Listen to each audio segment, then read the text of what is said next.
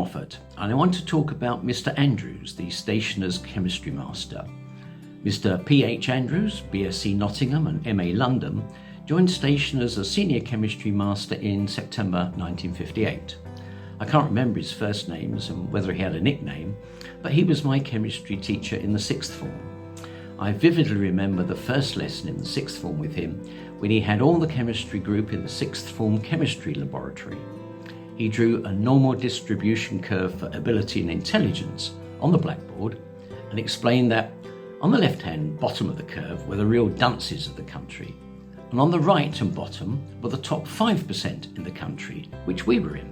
In other words, we were the elite of the country, and we should remember that. He went on to say that in years 1 to 5 at school, it was the students against the teachers. However, now it was us, the students and teachers, against them, the examiners. It was now the examiners who were the enemy. How about that for getting us on side? He was an inspiring teacher. Now, it's sometimes said that stationers taught people to pass examinations instead of educating them.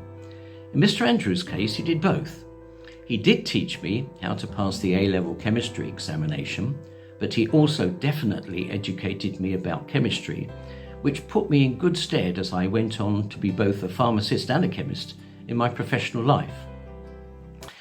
He started the Da Vinci Society for everyone in the sixth form, which met after school hours once a month. It embraced all of science, not just chemistry. The lectures were given by us, the students, or occasionally by a member of staff. He recognised that we were all grown-ups in the sixth form and therefore should address each other as Mr. Tucker or Mr. Moffat, etc., when in a Da Vinci Society meeting. The other teachers, especially Beaky Davis, were not in agreement with that and considered us just boys until we were 21 years old or until our feet reached the ground.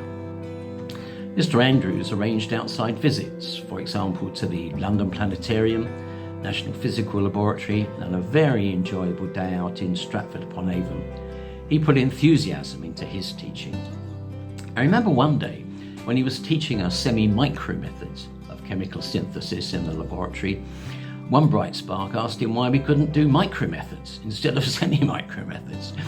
He smiled and said, "Because you wouldn't see what you were doing." During practicals with him was very different from listening in a classroom to him formally lecturing to us. He took on a much friendlier attitude and often chatted with us while we were petting and titrating. We talked about what it was like to be a teacher, and wasn't it boring to constantly do the same things to each of the form years year after year? He said no, and gave the example of teaching the properties of chlorine only once each year to the fifth and sixth forms, which he still found fun. He at least enjoyed teaching us, unlike some of the older teachers at stationers. He went on from stationers to become headmaster of Henry Fanshawe Grammar School, Dronfield in Derbyshire in 1964. They gained a great teacher, and we lost one.